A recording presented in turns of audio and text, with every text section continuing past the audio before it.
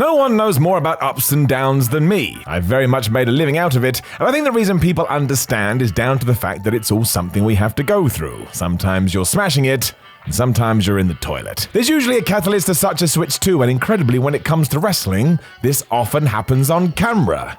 What a world, eh? So I am Simon What Culture. Please do hit that subscribe button and leave a comment below. And this is 10 wrestling career turning points that took place on air. Number 10, the 1-2-3 Kid. Everyone knew Sean Waltman was the man the second they saw him in the ring. There's a reason he soon became the go-to guy with management to see what young up-and-comers had in the tank, and his career was pretty darn good.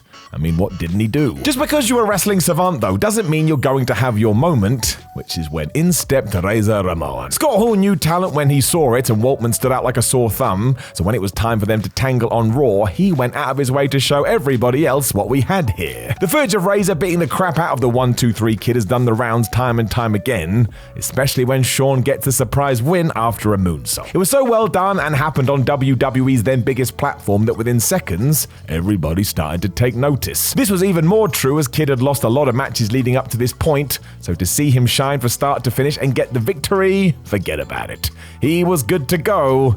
And boy, howdy did he make the most of that. Number 9, Tony Khan. So this one was ridiculous, wasn't it? We all like to think we would have known what to have said during the All Out 22 press conference, but in reality it was far tougher than some let on.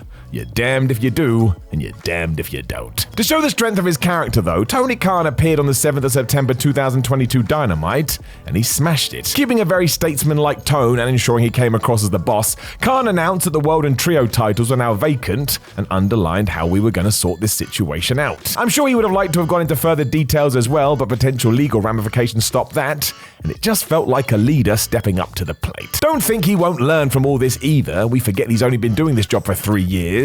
I would imagine from this point on he will use it to make AEW an all-round better place, and you can't get mad at that. Number 8, CM Punk. I have said it approximately 678 times now, but I'll say it once more. Wrestlers are human beings, and we must remember that. Why CM Punk felt the need to hit the chaos button at the All Out 2022 press conference we shall never know for sure, and the aftermath has just been crazy.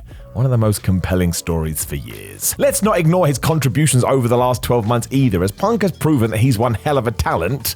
But when you do go scorched earth like he did, you're always going to divide the audience. Therefore, some people are now raising their eyebrow a little bit, despite crying with joy when CM returned to wrestling in his hometown of Chicago in 2021. As of me speaking, we don't really know how this is going to play out either, but I don't think anybody had this on their bingo cards.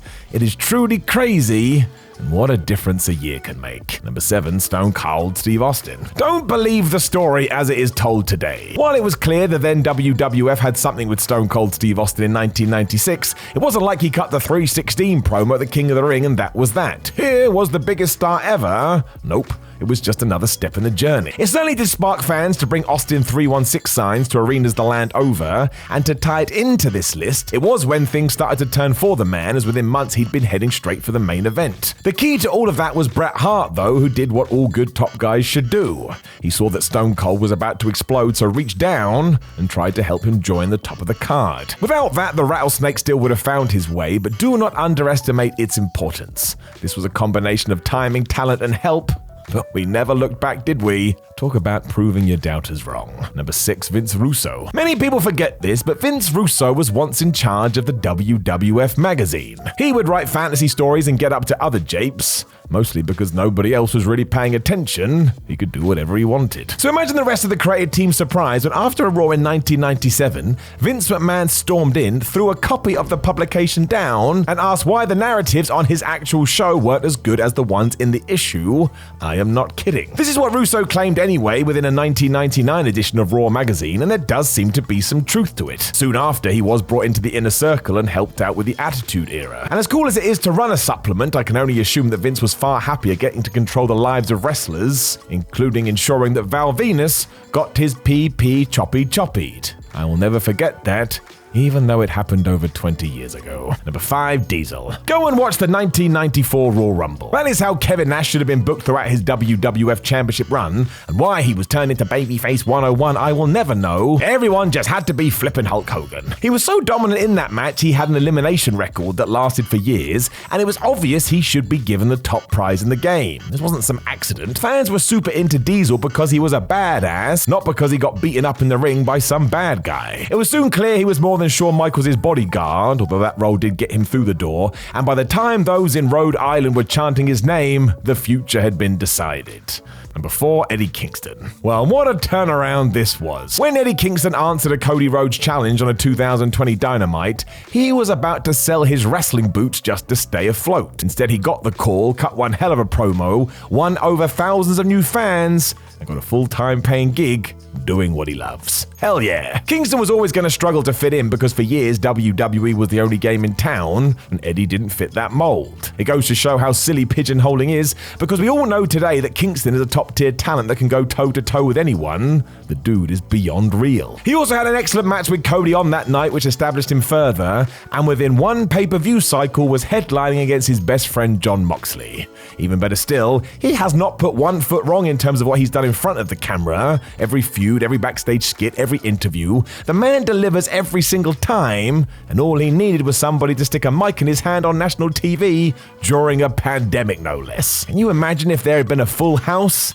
We dare to dream. Number 3, the Acclaimed. I mean, they have been saying it since day one. Everybody loves the Acclaimed. And they were absolutely correct. I've been part of that crew for a while too because it was obvious they had something. When all that nonsense was going down with people crying, he's trying to be John Cena, you had to face palm. Last time I checked, Cena didn't invent rapping. The rise to the top was confirmed at All Out 2022 where they truly did elevate their game beyond any possible expectation. With their ridiculous Suzume Daddy catchphrase and the fact they had a great program with the Guns, Max Caster and Anthony Bowens walked into the pay-per-view to face Swerve in Our Glory for the Tag Team Championships and left more over than they went in, even though they lost. That, my friends, is professional wrestling. They are now a must-see on the show too, be it Caster's entrance diss track or how awesome Bowens is in the ring. And if they don't win the tag team titles by the time you hear this, something has gone very, very wrong. You can be assured I'll go on the internet and tweet about it as well. That's how much I believe in them.